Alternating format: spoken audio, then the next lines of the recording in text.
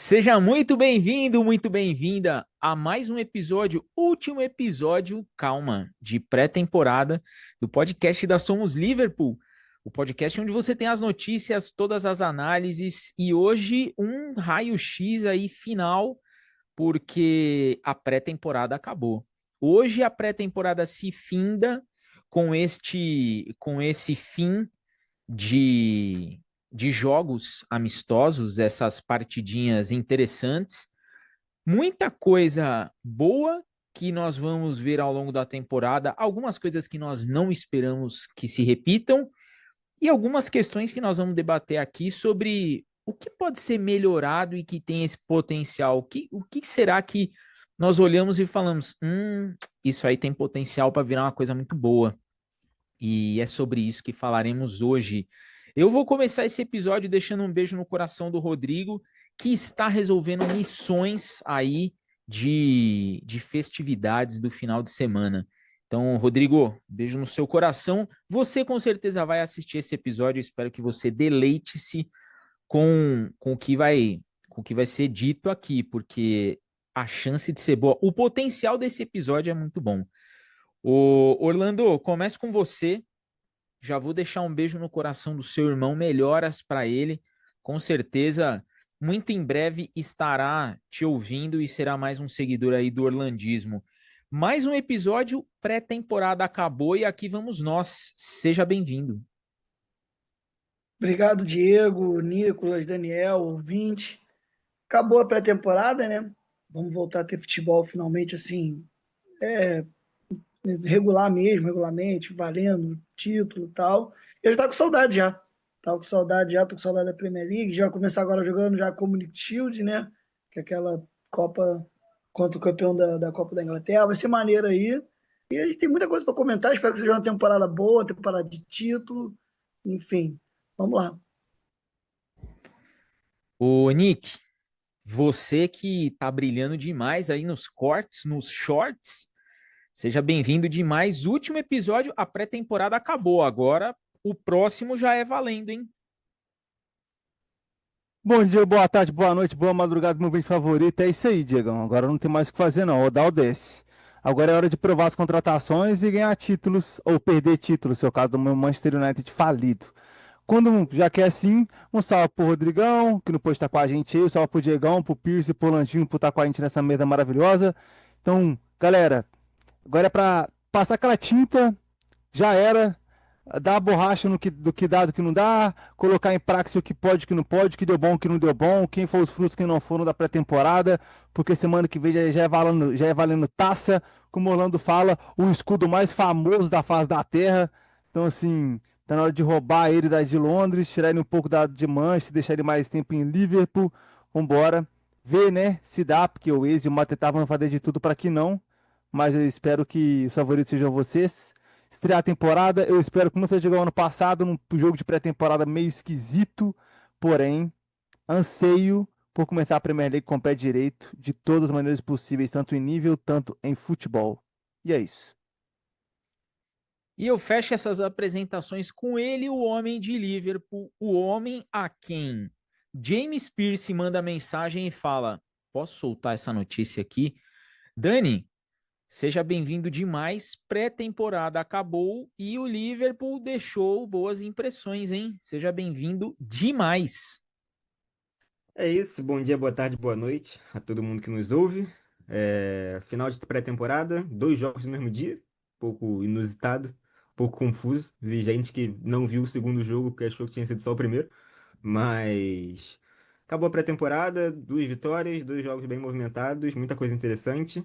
Já começo aqui pedindo para você seguir a gente nas redes sociais, se inscrever aí no nosso canal no YouTube. Você que está aqui pelo YouTube, se inscreva. Você que está pelo Spotify, se puder ir lá se inscrever para dar uma moral, pode continuar ouvindo os episódios por aqui, que provavelmente é a sua preferência, mas para dar uma impulsionada lá no canal, se puder se inscrever, a gente agradece bastante. E vamos falar dessas duas vitórias aí, dois jogos, vários jogadores novos em campo. Teve jogador aí que acabou de ser contratado, já entrou, o caso do menino lá que veio do time lá das divisões inferiores. Mas bons resultados, interessante. Jogos com algumas coisas que podem ser legais e outras mais preocupantes para a temporada, e a gente vai debater isso aí. E você que siga o conselho de Daniel, porque você que está aqui no YouTube e você que está aqui no Spotify, por favor, cruze as redes e nos siga em todos os locais possíveis, porque essa temporada promete. Essa temporada promete. O Liverpool ele fez um jogo bacaninha contra o Yokohama Marinos lá no Japão. Cena legal do que é um capitão, né? O que é um líder técnico. Virgil van Dijk saindo pro Endo poder ir a campo, entregando a faixa de capitão para que ele, diante dos seus ali, diante dos japoneses, fosse o líder da equipe em campo, diante dos torcedores. Gesto gigantesco do Virgil van Dijk, gigantesco mesmo. É muito bacana ver que existe essa união dos jogadores e que tem esse cuidado do capitão olhar e falar assim, pô, estamos no Japão, terra legal, terra bacana, todo mundo educado aqui, vou fazer essa presa com o nosso querido Endo, e ele foi o capitão do time, ergueu ali a taça, aquele prato, aquela salva de prata, né, bem parecido com o da Bundesliga, num jogo bacana, um jogo que aqueles amistosos que vira o tempo, troca todo mundo, mas um jogo com um pouquinho mais do Wirtz, ele em campo mais soltinho, e o time volta para Anfield para fazer aí 2 jogos. Esses 2 jogos, aliás, me lembraram uma partida do Juninho Paulista, cara, pelo São Paulo, em que ele disputa um jogo da Copinha e depois, se eu não me engano, a final do Campeonato Paulista no mesmo dia. O cara saiu de um jogo, foi para o outro. Partida bacaninha contra o Atlético Bilbao. Um primeiro jogo com um time mais alternativo, com alguns jogadores que nós veremos com uma certa regularidade. E um segundo jogo muito mais movimentado, com um time muito mais próximo do ideal, mas que também deixou alguns alertinhas ali, porque a Premier League não é bagunça.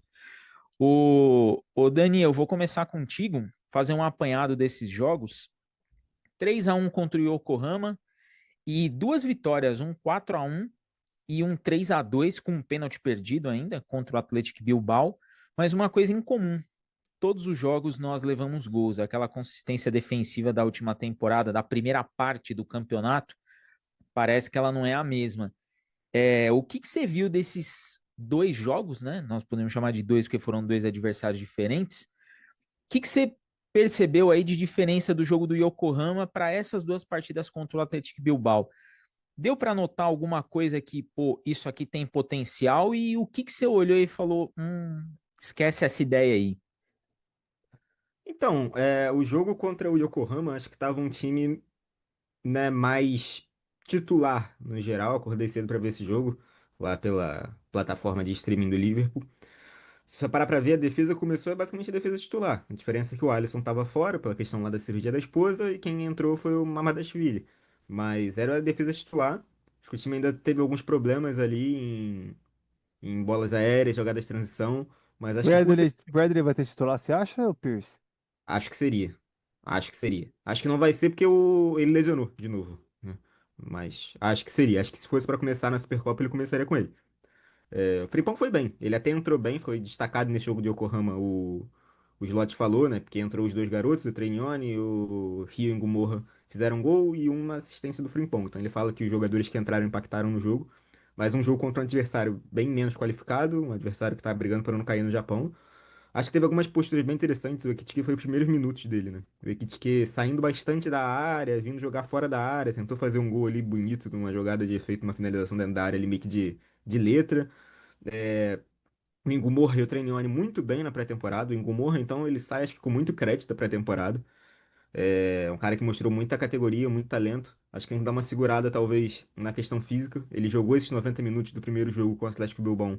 90 minutos não, né? Mas começou como titular, jogou o primeiro tempo, até sair no segundo tempo. Foi bem, marcou em 5 minutos um gol, uma assistência, mas depois deu uma caída na intensidade. É um cara que ainda está se formando fisicamente, né? Tem 16 anos, é normal.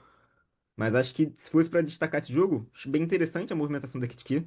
Saiu o primeiro gol do Wirtz. O Wirtz ainda nesse primeiro jogo, acho que hoje menos. Mas nesse primeiro eu vi ele ainda muito movimentação.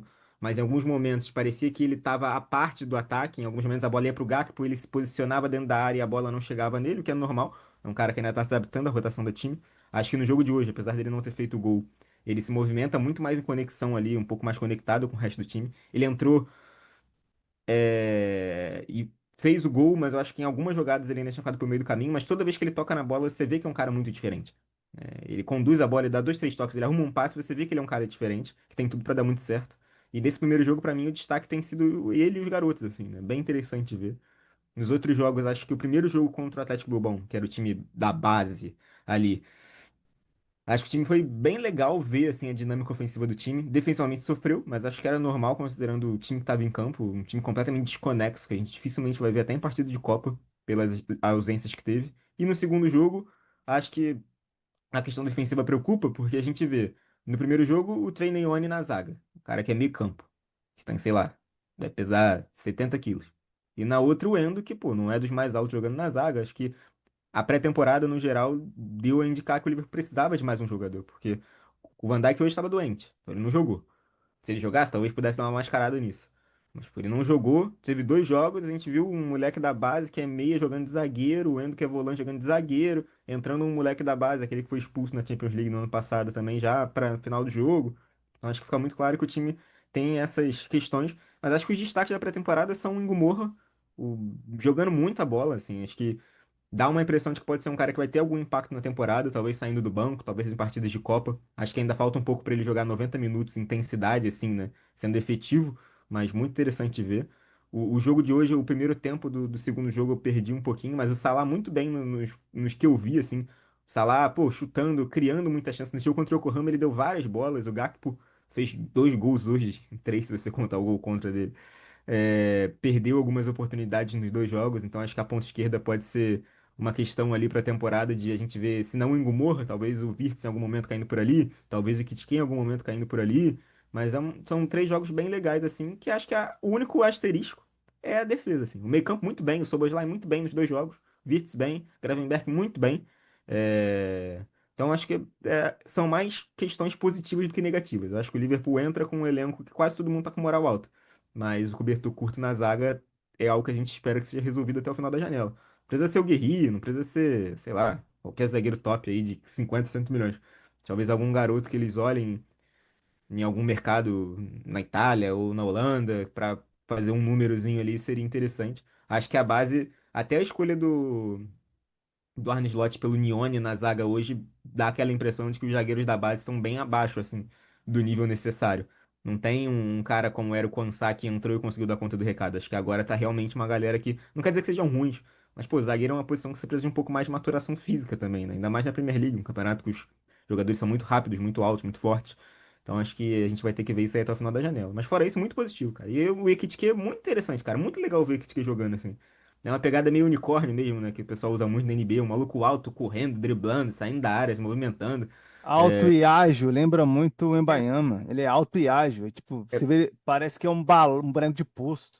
é muito legal ver ele, assim. Muito legal, muito interessante. Claro, são alguns minutos de dois amistosos. Mas é isso que ele falou, é essa pegada do Embaiama mesmo. É muito engraçado. Você olha em alguns momentos, parece que ele vai quebrar a qualquer momento. Mas é bem, bem legal, bem legal. Eu digo pra Diegão, você que na zaga. Oi, Orlando.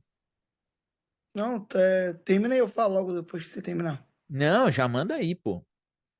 Não, só ia só completar o Daniel aqui, só a questão da defesa, cara.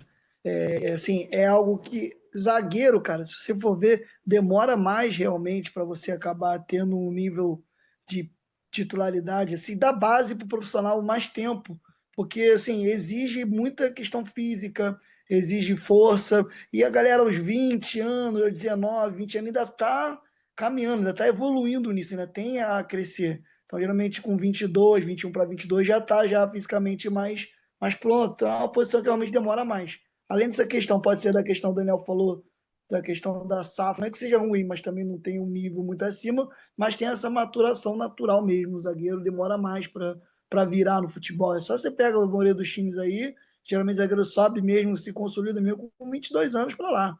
21, 22. Existem exceções, por exemplo, como o caso lá do Jair no Botafogo, que 20 anos ele foi vendido, beleza, mas em geral a norma é que zagueiro é um pouquinho a mais do que outras funções dentro do campo.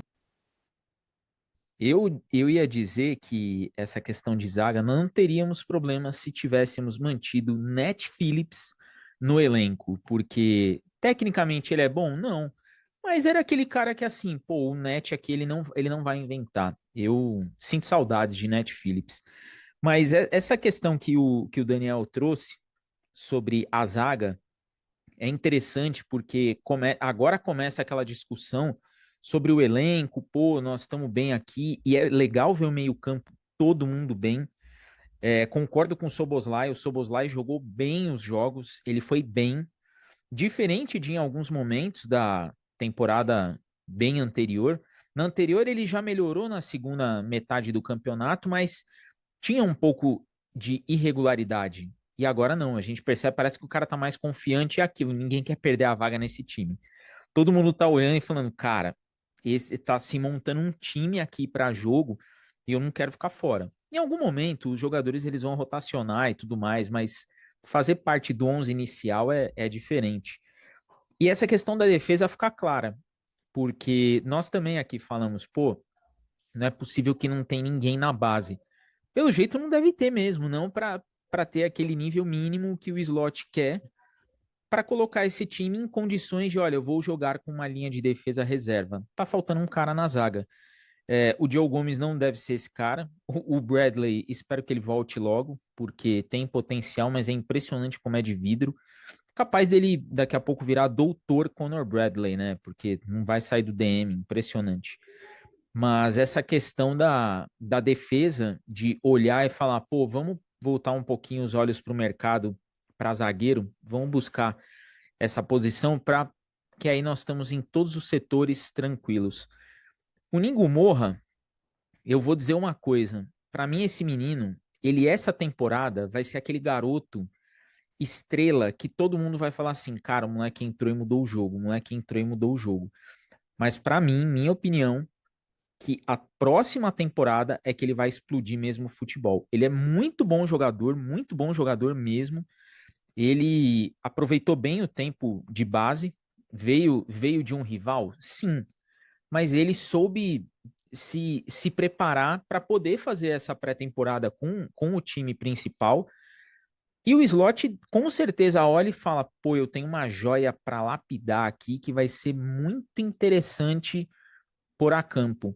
E assim, é um menino que tem características técnicas que foge daquele estilo inglesão de jogar.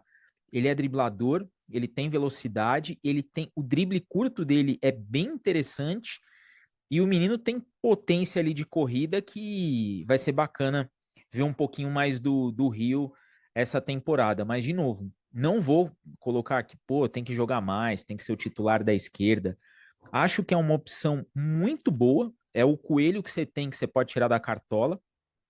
Não colocaria ele como titular absoluto, exatamente pela questão física que o Daniel falou. Não vai aguentar, principalmente o ritmo de Premier League. Ele não aguenta mesmo, mas é um garoto que para a próxima temporada já tem que olhar e falar assim: poxa, tem uma coisa bem interessante aparecendo aí. O Nick, eu vou contigo antes de passar aí para o Orlando o outro lado da moeda, testes bem feitos contra Yokohama e contra Atlético Bilbao e situações bem interessantes. Aquilo que nós vínhamos falando, o Salah hoje e no jogo contra o Yokohama distribuindo mais o jogo, percebendo que tem mais gente para jogar ali com ele. Repito a pergunta dos últimos episódios. Podemos esperar um Salah com caras de qualidade no entorno e brilhando mais porque essa atenção vai ter que ser dividida ali na frente? Eu acho que essa temporada nem tanto, porque tem a Copa Africana de Nações, né? O Pires já falou já, e eu já vou jogar o balde de água fria já. Eu acho que ele vai aparecer menos. Que classificar a seleção dele para a Copa do Mundo, para ele, é como se fosse a Terceira Guerra Mundial dentro do retângulo, né? Então, assim, é bem difícil. Mas, colocando em prática tudo que a temporada pode exigir, tudo que ela pode colocar, eu não espero nada menos ou muito abaixo do que ele já apresentou no primeiro terço da temporada passada. Aquela média de bola de ouro e etc. Eu espero algo desse modelo dele, desse começo de temporada, porque o Liverpool vai vir voando baixo Esse meio-campo, esse ataque provaram isso. Eu espero estar errado, mas eu tô muito com aquele feeling daquela temporada que o Liverpool fazia 5 gols, tomava 3, fazia 4, tomava 2, e nunca, o clean sheet era uma coisa que nunca passava, era muito complicado de ter.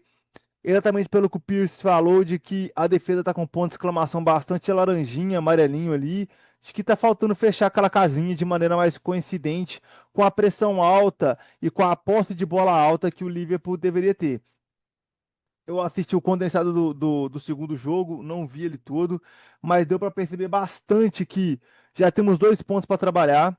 Eu espero que a intensidade da temporada melhore, que é a bola parada e as bolas nas costas com passes verticais. A zaga fica postando uma linha muito inteligente, mas muito alta. E os atacantes que, principalmente na Premier League, que adoram utilizar o facão do espaço, podem punir.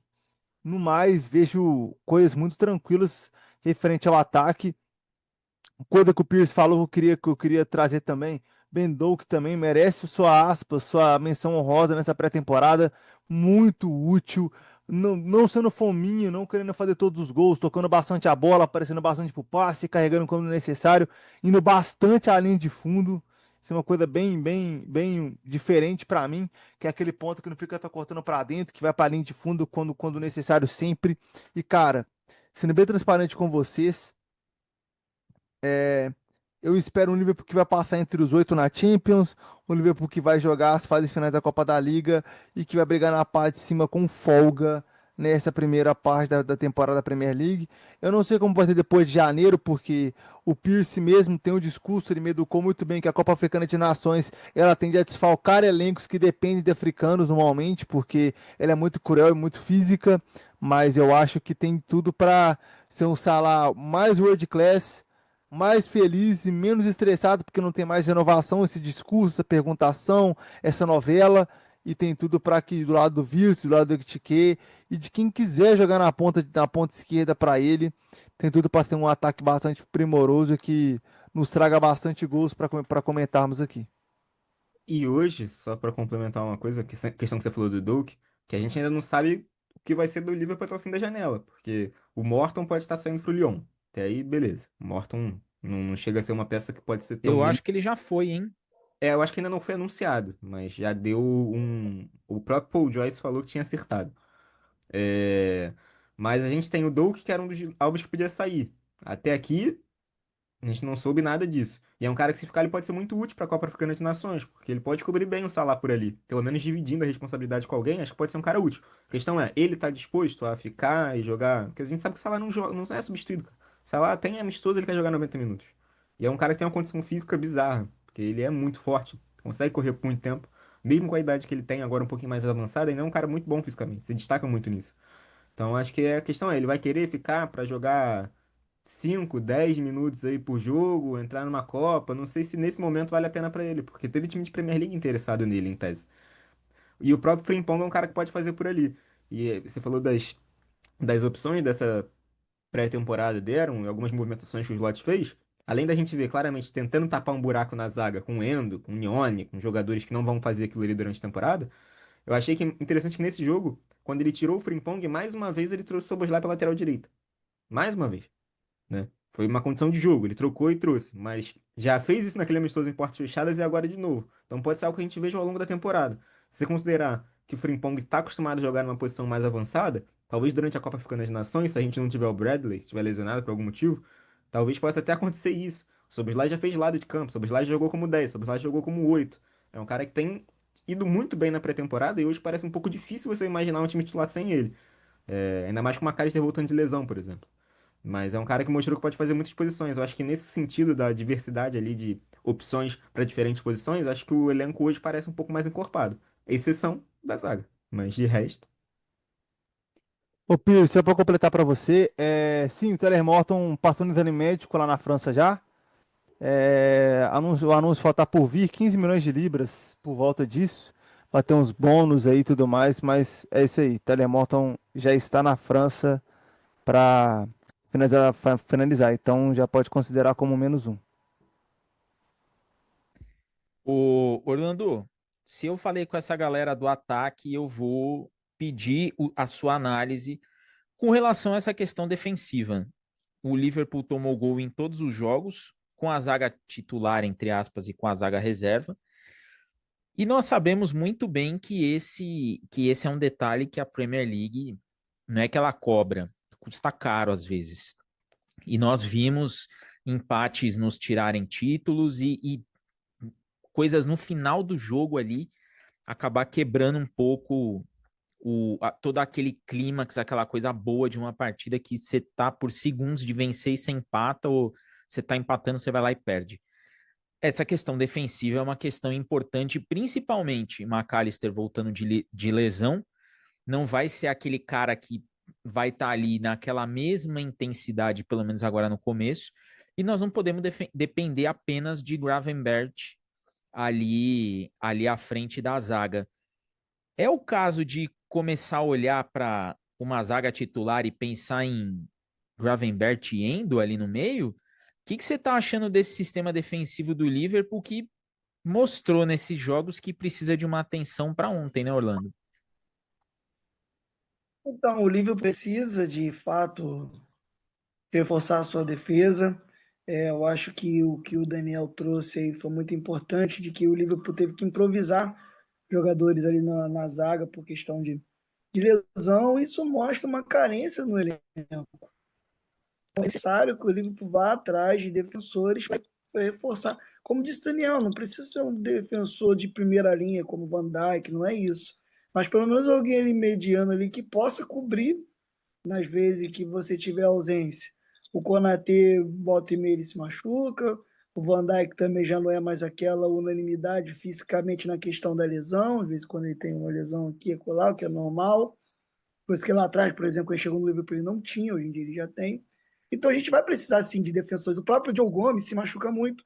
Não estou nem falando da questão técnica, né, porque eu não acho também que seja um absurdo, mas o Joe Gomes também se machuca muito. É um cara que volta e meia está no DM e tal. Então o livro precisa, assim, reforçar a sua defesa. Como disse o Nicolas, essa questão de jogo, esse jogo da pressão, marcação alta, com as linhas altas, ele é muito bom. De fato, o Liverpool é vencedor, enfim. Mas, de fato, você não tiver uma coisa muito bem coordenada, muito bem entrosada, a chance do contra-ataque dos atacantes que atacam o espaço, que atacam no facão, como acontece muito na Premier League, novamente o Nicolas lembrou isso, vai punir bastante. Então, os defensores do Liverpool eles vão ser cobrados, sim, eles são exigidos. Essa é a questão. Um time que toma muito gol, então a sua defesa ela é exigida, não é aquela defesa tão protegida, não é algo tão coeso nesse sentido. Então é necessário que se aumente o número. Se vai para se apostar nisso, não, beleza, nós vamos fazer mais do que tomamos. Show de bola. Beleza, mas aí você tem que ter um número de defensores ali suficiente, porque lesões vão acontecer, principalmente quando sua defesa acaba sendo tão exigida como é o caso do Liverpool. Então é isso. No geral, o elenco está bem equilibrado, concordo com o Daniel, o time melhorou. Eu acho que nós temos opções mais interessantes hoje em dia, mas ficou esse desequilíbrio aí na nossa questão da defesa. Que eu acho que sim, o Liverpool ainda vai no mercado aí, deve trazer mais um zagueiro, creio eu, e deve, assim, pelo menos aumentar o número, né, de defensores no plantel, até porque vendeu alguns agora. Inclusive o God of Zaga, como o Rodrigo gosta de falar, foi um deles, né, que acabou saindo lá, nosso Net Phillips aí, saudade eterna do nosso mano Net Phillips. Digrete. É isso, mas o livro precisa, sim, de fato, reforçar a sua defesa. E é interessante, cara, eu particularmente eu tenho uma opinião de que time campeão de pontos corridos geralmente é o que defende muito bem, tá? Costuma ser assim muitas vezes. Mas o Liverpool, ele não parece se caracterizar tanto nisso. É um time que toma gol, mas faz muito. Então, se for, eu particularmente, se mantém essa questão de, olha, vai tomar dois, mas vai fazer quatro, eu não fico chateado, não, se manter. O ruim é quando o ataque deixa de produzir, então a defesa é uma peneira. Aí não tem. Aí a gente cota, arranca cabelo, fica puto, fala, fecha aí essa zaga aí, ganha só de 1-0 mesmo, tá tudo bem, mas enquanto faz 5, toma 3, faz 6, Ô, toma Landinho, 3, entendeu? você acha que essa situação da zaga do Liverpool pode vir de uma Van Dijk dependência? Tipo assim, porque com ele a defesa é esse papo de 60% melhor em números. Sem ele, esse número é drástico. Você acha que isso tem a ver ou você acha que é só tipo assim, fase, ou então as peças que substituem só são muito inferiores mesmo. Então, eu acho que você tem razão. O Liverpool tem um jogo que, assim, que a sua defesa não é taticamente, né? Aquela defesa estruturada para ser excelente taticamente. Quem faz a diferença é o individual, que é o Van Dijk. Então, para mim, é muito dependente. Então, quando ele não tá, toda essa questão que a gente vê de um sistema que, na minha opinião, não privilegia tanto sua defesa, sua solidez, acaba assim, se o Van Dijk supre isso. Quando ele não tá, aparece todas essas deficiências. Porque não é tão bem coordenado e também não tem tão jogador. E assim, convenhamos, né? Quem é que vai ter alguém à altura para substituir o Van Dijk? Que elenco tem alguém? Como é que você. Eu tenho dois caras como o Van Dijk, um no banco, não existe. Então, para isso, você monta um sistema defensivo bem sólido, que não é o caso do Liverpool, tá? O sistema defensivo do Liverpool não é tão sólido e acaba que, só para se repetindo aqui, para ser bem didático, é o Van Dijk que acaba carregando nas costas. Então, ó, tá bom, a gente não precisa ter tanta solidez não, porque o Van Dijk vai carregar nas costas. Quando ele não tá, aí a coisa não tem alguém, até porque não tem como cobrar outra pessoa que faça o que o Van Dijk faz, porque ele assim, é acima da média, é monstro. Então acaba que essa deficiência aparece de uma maneira muito acentuada. Se você for parar pra ver, o Van Dijk ele ganhou uma Premier League com o Joe Gomes de parceiro de zaga, uma Champions League com o Matip de parceiro de zaga e uma Premier League com o Konaté de parceiro de zaga. Os três fizeram grandes temporadas nesses anos, assim. É, Sobretudo o Joe Gomes, né? Quando foi é, campeão. tinha uma defesa bem mais estável que a da temporada passada, por exemplo, quando foi campeão lá em 20 Liverpool. Mas em todos os casos desses jogadores, quando eles jogam sem o Van Dijk, eles parecem um pouco mais vulneráveis do que quando estão com ele. Acho que isso é por conta como o Orlando falou, o Nicolas falou, é um cara muito diferente, assim. Acho que você tem alguns zagueiros que eles potencializam duplas de zaga. Você teve o Van Dijk com todos esses que eu falei, que não são jogadores horrorosos no geral, mas têm suas limitações e elas são um pouco escondidas pelo Van Dijk. Até pela questão da liderança que ele tem mesmo, um cara muito vocal na defesa. A gente vê isso da TV, dá pra ver, imagina de dentro do campo. É, O Sérgio Ramos, pô, o Sérgio Ramos melhorou muito o Varane em vários momentos. Em vários momentos. Não que o Varane fosse horroroso, não é o caso, mas melhorava muito. Você tem, pô, o Thiago Silva no Fluminense, ele joga, ele consegue melhorar quem tá do lado dele. Ah, não. A temporada que o Thiago Silva faz, os 39 anos dele no Chelsea, que é o ano da Champions, o que ele faz com a cara defesa do Chelsea, que é dois moleques, e ele, é uma piada, pô. É uma É, piada. e aí acho que o Van Dijk entra nessa categoria de zagueiro, entendeu? O cara que ele é tão bom e é uma liderança técnica e tática tão grande dentro de campo que ele consegue fazer quem tá do lado dele parecer melhor ainda. Não que eles sejam ruins, mas que talvez dois jogando juntos não fizessem aquela defesa, não conseguissem fazer a defesa ser tão forte quanto é. E aí você soma isso, que agora, conforme o tempo vai passando, o Van Dijk não tá ficando mais novo. É um cara que teve uma lesão de ligamento cruzado, ficou fora um tempo no Liverpool, que já tá aí com seus 33, né? 34, 33 anos. Tem um companheiro de zaga que já teve vários problemas físicos, ficou na T. Tem um outro reserva, que é o Gomes, que tem vários problemas físicos. Tem na lateral direito o Bradley, que tem vários problemas físicos. Tem na lateral esquerda o Robertson, que já não tá mais tão jovem. O Kerkez, que acabou de chegar. Você tem o Frimpong, que é um cara que ainda tá se adaptando, ainda é um cara que tem muito mais, se destaca muito mais chegada, ataque do que defesa. E você fica com aquela questão, tipo, talvez precisasse de alguém pra. Calma aí, se o Van Dijk não jogar, não é o fim do mundo. A gente precisa de alguém que tenha uma liderança que organize. Entendeu? Então, O... desculpa, Manda aí, Diego. Orlando, manda aí. Então, o assunto, você ter um cara como o Van Dijk no teu time, é assim, algo assim, sensacional, antológico, só Privilégio. que, exato, vira. Só que aí, quando você não o tem por alguma questão que ele não pode jogar, por ser machuca e tal, é que você percebe eu digo assim, como eu posso te dizer, a dependência. Que no caso é uma dependência positiva, tá? Né? Não estou falando que é uma dependência negativa. Quem não queria ter um Van Dijk no time para você depender daquele cara? Todo mundo quer isso, pô. Mas quando ele não tá, meu irmão, o que o Daniel falou, não tem ninguém para conseguir fazer algo próximo do que ele faz. Então fica assim, uma coisa bem, sabe, totalmente desorganizada, sem identidade, entendeu? Bem esquisita mesmo. Ô, Daniel, o que eu vou jogar para você, essa questão da defesa, é uma questão que eu fico na dúvida em relação a vocês, essa questão do ataque. Pô, faz muito gol, mas toma muito gol. Nós vimos isso daí com o Klopp, ele tinha, a gente via isso, a gente acompanhava e falava disso aqui. E essa questão da defesa, eu não sei até que ponto que ela pode influenciar, por exemplo, na escolha da lateral esquerda. Porque o Kerkez, ele veio muito bem, ele começou bem. Eu gostei do que ele apresentou. Mas se a defesa for um problema, eu não sei se ele vai ser o cara escolhido para ficar ali em relação ao Robertson. Você acha que esse lance, essa indefinição de um parceiro mesmo, da zaga titular e de um backup, pode influenciar aí a formação dos outros setores, do slot de repente falar, pô, eu também vou ter que preservar isso daqui. Porque é o que o Orlando falou. Também vai ter aquele dia que é noite. Esse dia vai acontecer. Nós falamos disso a temporada passada também. Quando tava tudo bem, eu falei, gente, uma hora a vaca vai deitar aí, a mimosa vai deitar e nós, como é que vai ser? O que a gente pode esperar?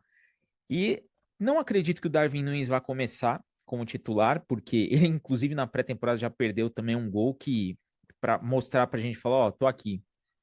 Mas vai ser complicado aquele dia que o gol não sai.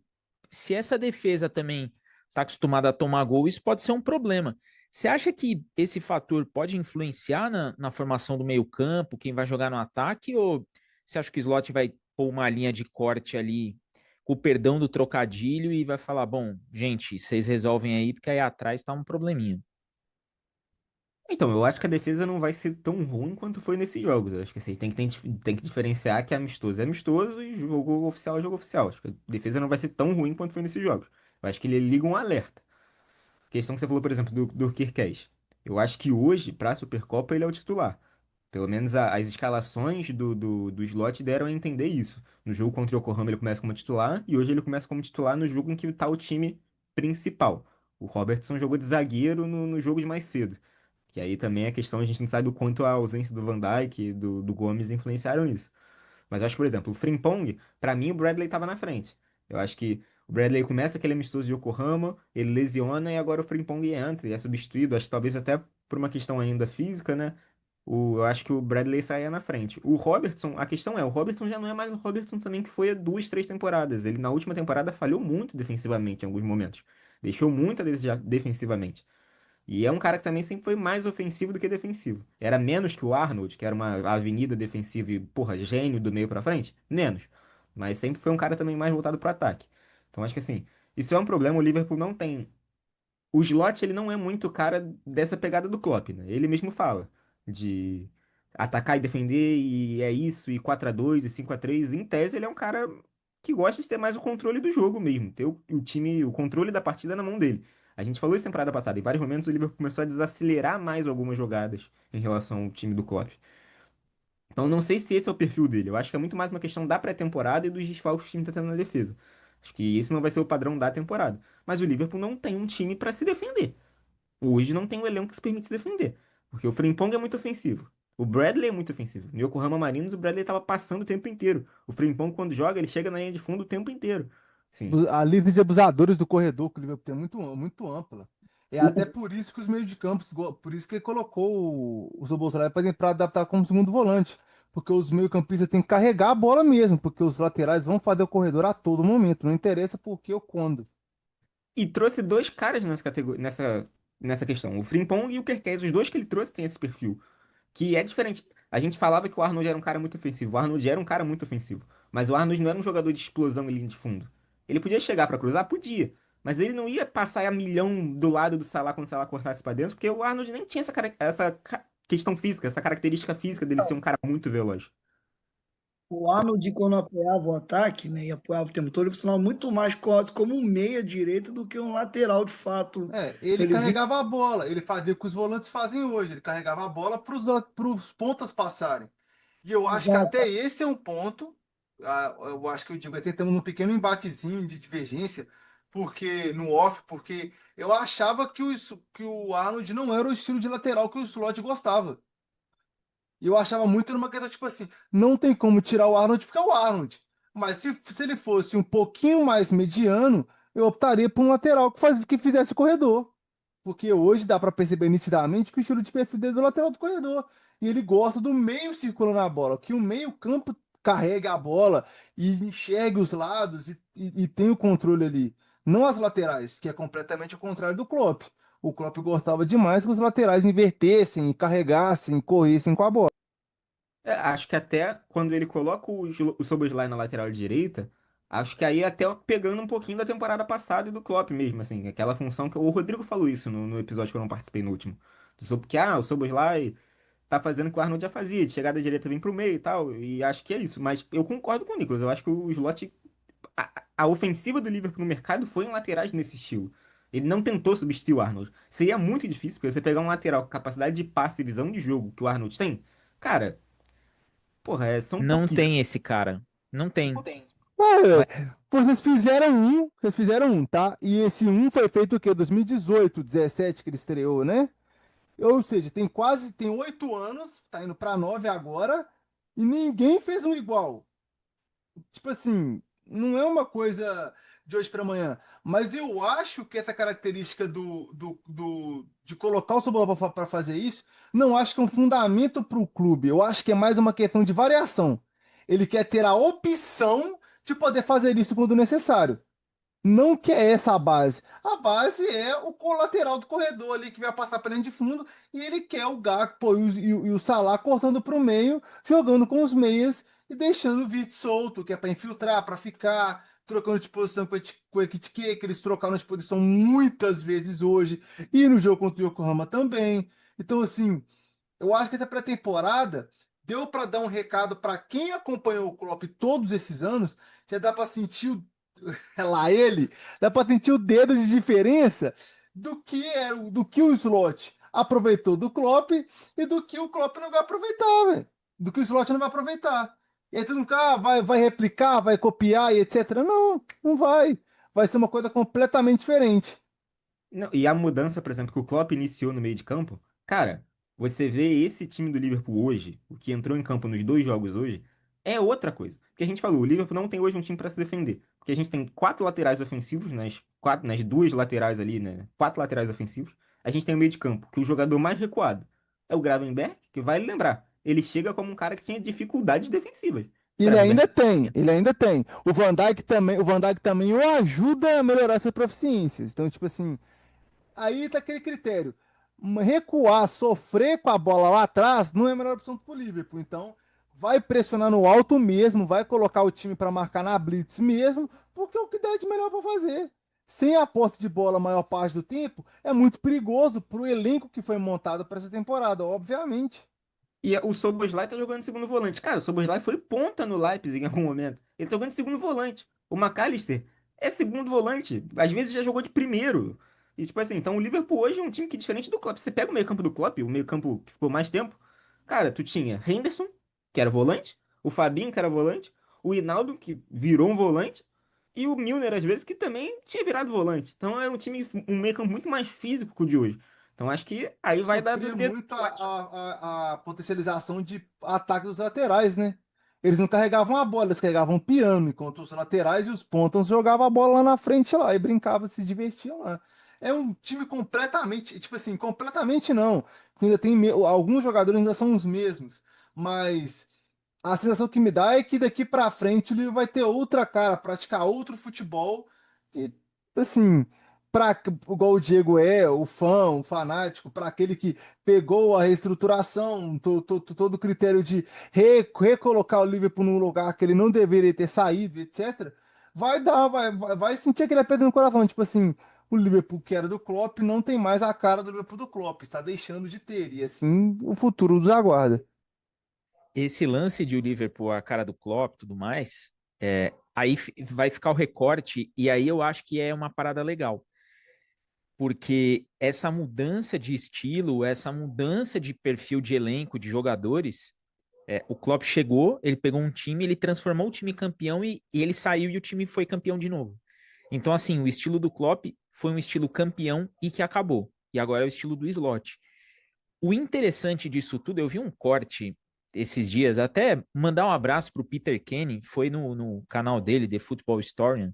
Ele que é historiador do Liverpool, já gravou aqui conosco e tudo mais, sempre troco ideia com ele. É uma entrevista do Bill Shankly, quando ele contrata o Kenny Dalglish. E foi um negócio bem interessante, porque na entrevista o pessoal fala pro Bob Paisley, né? Fala, pô, que você viu aí, né, no Douglas? Ele falou: olha, a diretoria mandou eu buscar o melhor e eu fui buscar o melhor. E elogia a visão de jogo dele, e fala da camisa 7 e logo na sequência a galera coloca o Wirtz ali. E eu percebo que tem uma vibe muito parecida de um rebuild com um cara capaz, que é o Slot, já mostrou isso daí, e com uma diretoria que tá afim de falar assim, ó, esse time agora ele vai ficar aqui no topo e vai ser difícil para tirar ele daqui. Então tem uma parada bem interessante que eu vejo que está acontecendo com relação à chegada de reforços e esses jogadores que estão querendo jogar no Liverpool, e esses caras estão com aquela vontade de fazer história no clube. Então você vê o Wirtz a fim de jogo, você vê o Kerkez a fim de jogo, você vê o Frimpong a fim de jogo, o Ekitike querendo mostrar futebol. Então tem uma parada muito interessante aí para acontecer. E eu vou aproveitar esse desfecho, né, de fim de ciclo do Klopp, aliás, saudades Klopp, para já vou jogar para vocês uma tarefa aqui, tá? Que vai ficar para o próximo episódio, mas nesse nós vamos começar a pensar nessa parada aqui. As expectativas dessa equipe do Liverpool para a próxima temporada.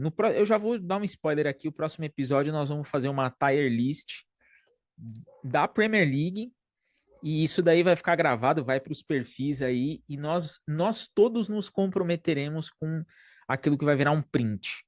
Ou viraremos piada, ou viraremos visionários. Então, já vamos começar a dar uma olhada aí em quem vai no quê. Mas, Orlando, o time que vem de uma 20ª Premier League, do jeito que veio, se reforça do jeito que se reforçou, mostra essa força nesses jogos. Qual que é a sua expectativa para essa equipe nessa temporada? Você acha que é um time que nós temos que ter aquele receio da última de, pô, um G4 é realidade? Ou é defesa de título porque existe essa condição? Qual que é? Onde que você fica aí nessa lista?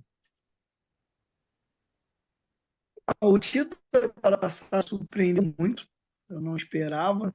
Então, quando foi acontecendo, aí eu passei a acreditar, né, depois de um tempo, mas inicialmente, ser um time com muita mudança, eu não acreditava. Cara, eu sinto que tá mais ocupado. E é o Liverpool, né, cara? Se o Liverpool entra, se o Liverpool entra no campeonato que ele já é campeão, ele tem que lutar para defender o seu troféu. Então, eu acredito sim, o time está melhor, tem um elenco, assim, pelo menos é opções mais interessantes, e veio sim pegar uma temporada. Até o difícil é o começo. O começo, a primeira temporada é a mais difícil e já foi o pilote. Então, creio eu que vai melhorar, que sim, que nós vamos brigar por títulos. Ô, Nick, expectativa dessa temporada, você vai ser conservador ou você acredita que o Liverpool é o time a ser batido? E eu vou até trazer, né, o cenário. Acho que se o ano passado não tivéssemos sido campeões, esse ano eu ia falar assim, pô, de agora não vai passar. Agora vai ser campeão e vai varrer. Mas o time já foi campeão. E fica aquele peso de defesa do título, uma reestruturação.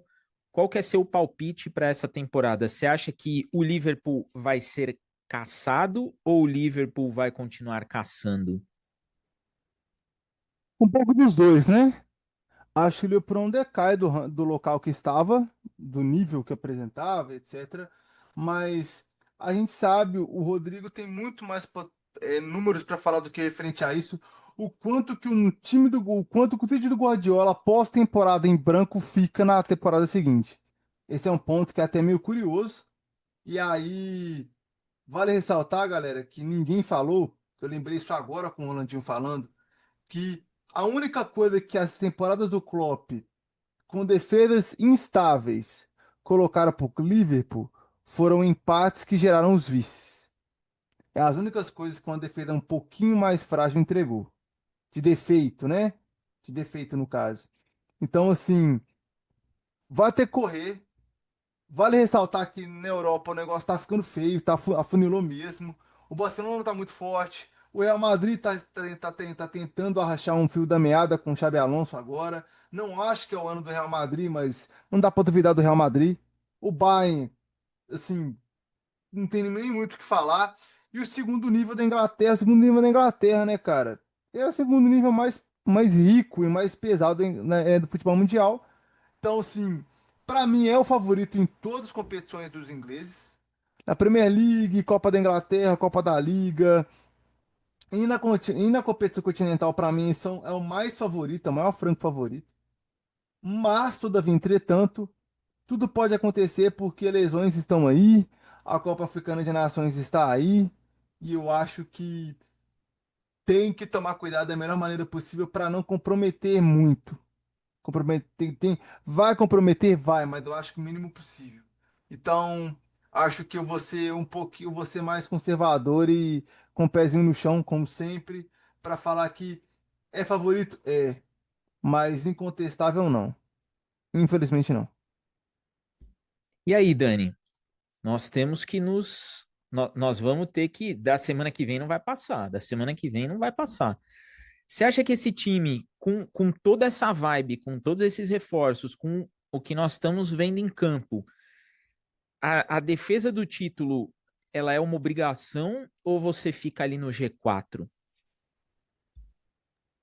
Até sendo coerente com o que eu já falei, eu já devo ter falado aqui em algum momento.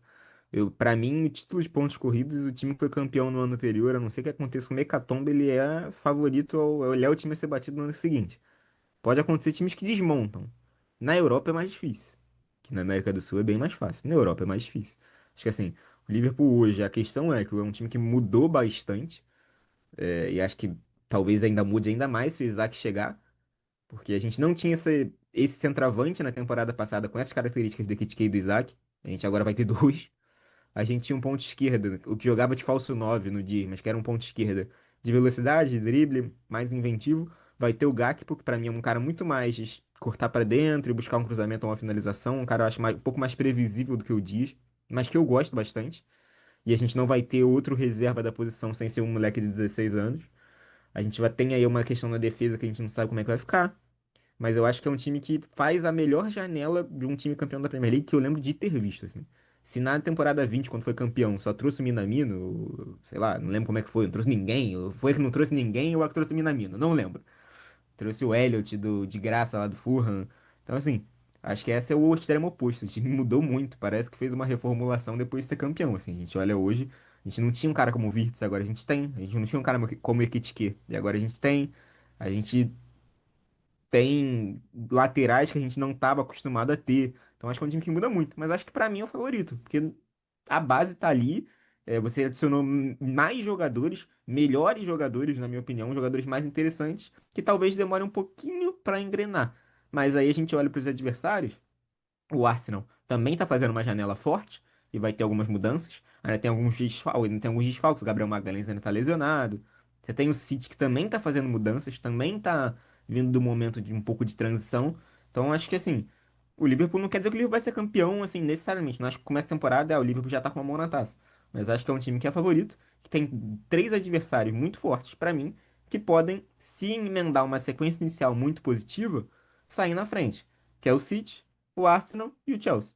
Eu acho que o Chelsea é um time que deve dar um próximo passo nessa temporada.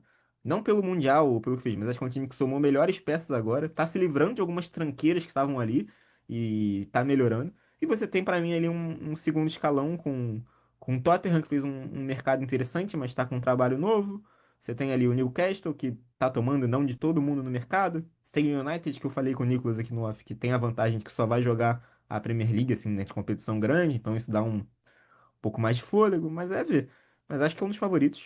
Pra mim é o favorito, mas vai ter disputa. E na Europa, como o Nicolas falou, cara, tem um PSG ainda, tem Barcelona, tem um Real pesado, com muitos jogadores pesados. Tem um Bayern de Munique, vale lembrar. Trouxe Acho agora que a única força que sai é a Inter, né? E entra o Napoli no lugar. O restante, assim, todo mundo vai estar ali ainda mais forte do que a temporada passada. Principalmente Barcelona e Bayern de Munique, velho. Assim, vão vir com sangue nos olhos pela maneira, junto do Liverpool, pela maneira como as quais foram eliminados. Sim. e o Napoli fez o mercado que queria, assim, né? Conseguiu trazer uma galera. É, porque trouxe uma galera assim, ele virou. Eles conseguiram tudo que eles queriam, potencializar o elenco e tirar o Isaac da liga. Tipo, é o sonho de todo do Napoli, foi o que aconteceu. A Inter estourar, fritar, e os caras trazendo De Bruyne e a galera toda, assim, de maneira muito fácil até, porque o De Bruyne chega de graça, né? Ninguém esperaria uma coisa dessa. Cara, o De Laurentiis conseguiu bater o pé por 2 anos e conseguiu o dinheiro que ele queria do Osimhen do Galatasaray, cara. O De Laurentiis é um cara que é inacreditável às vezes o quanto esse cara consegue bater o pé nas negociações. E você olha assim, tipo, ele conseguiu na época acho que 94 milhões de euros no Higuaín. Aí Isso, ele isso, conseguiu fazer um time da isso. Turquia gastar 75 milhões de euros num cara que ninguém entendia muito para onde ele ia, porque ele tinha ficado emprestado na Turquia, mas o Napoli continuava batendo o pé, queria 75 milhões de euros, 75 milhões de euros, e ele Não, continuava tendo e sem falar que, tipo assim, salário, tudo. era uma guerra muito louca, porque além dos 75 milhões de euros, o Osimhen não abaixava o salário. Então, tipo assim, era uma guerra financeira que para qualquer clube da elite europeia, velho, tipo, ia quebrar o fair play financeiro inteiro de qualquer clube. Portanto, que todo mundo que não conhece de futebol europeu ficava perguntando por que que ninguém da elite europeia busca o Osimhen? A resposta tá aí. É um valor muito alto de negociação e um comprometimento salarial muito grande. E o Galatasaray falou assim, velho, você me entregou 60 gols esse ano. Eu não vou perder você. Você me deu o título turco, eu não vou perder você. Pra eles vale muito isso lá. Então, assim, não tem muito o que fazer. É um desperdício entre muitas aspas? É.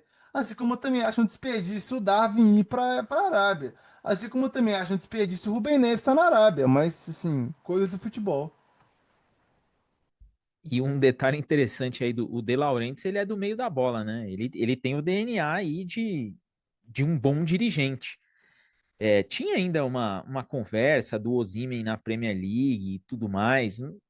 Não achava que ia para frente, mas assim, o homem descolar mais de 70 milhas de um time turco, aí esse cara realmente merece os parabéns, porque olha, o cara soube negociar.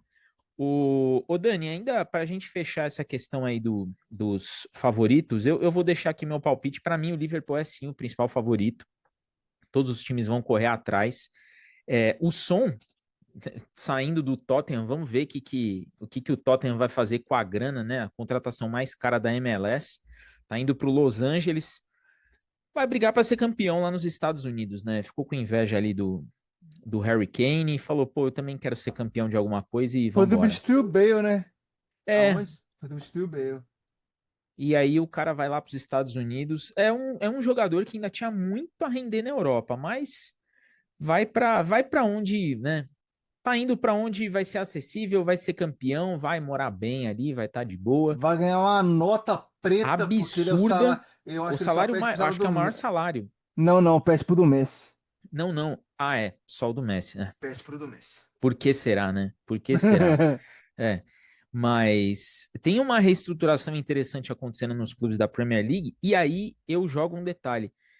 Minha opinião, tá? O Liverpool ele faz o mercado para mexer mais no time de titular do que as outras equipes. O Chelsea com aquela história de jogador por 10 anos e 8 anos, e aí tem que ficar rodando nisso aí.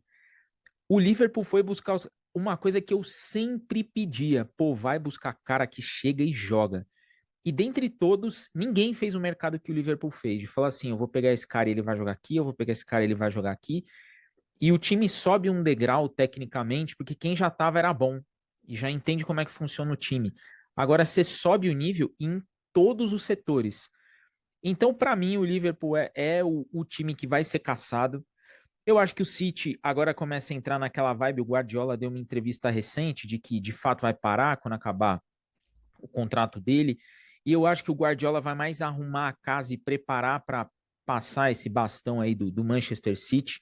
Acho que vai ser um time competitivo pra caramba, mas não acho que vai ter aquela pressão toda de nossa. E eu acho que essa pressão vai ficar em cima do Liverpool. O Liverpool tem tudo para buscar aí a 21ª taça, e eu acredito muito nisso.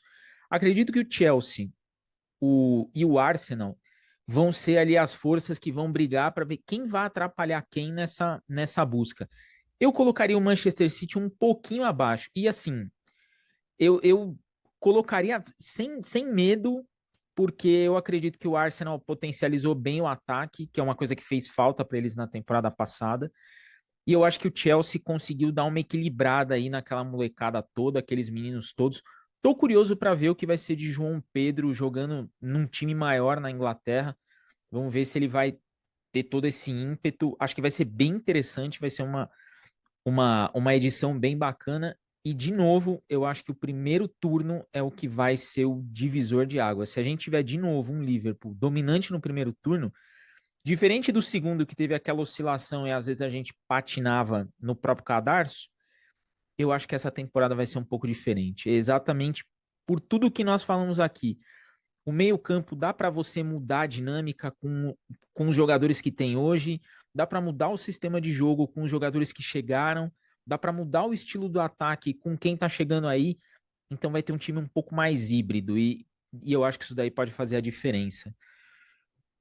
Meus senhores, para a gente fechar aqui, porque o próximo episódio vai sair na terça-feira, porque domingo vai estar todo mundo em comemorações aí.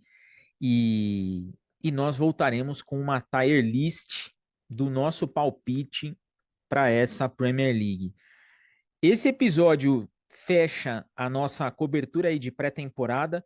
Dani mandando bem demais nos diretos de Liverpool. Eu confesso que eu estou curioso para o time fechar mais uma contratação aí, porque o direto de Liverpool é legal pra caramba. São 25 minutos no máximo que quando eu estou produzindo eu falo, caramba, tá acontecendo tudo isso mesmo. Então é aquela análise sintética, mas que diz muita coisa.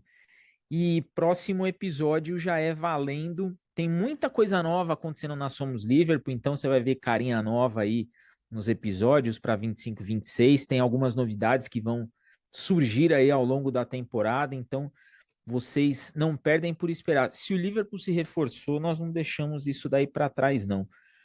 Orlando, avisa a galera que pré-temporada fecha por aqui e agora a gente volta na Community Shield, Supercopa, Crystal Palace e Liverpool.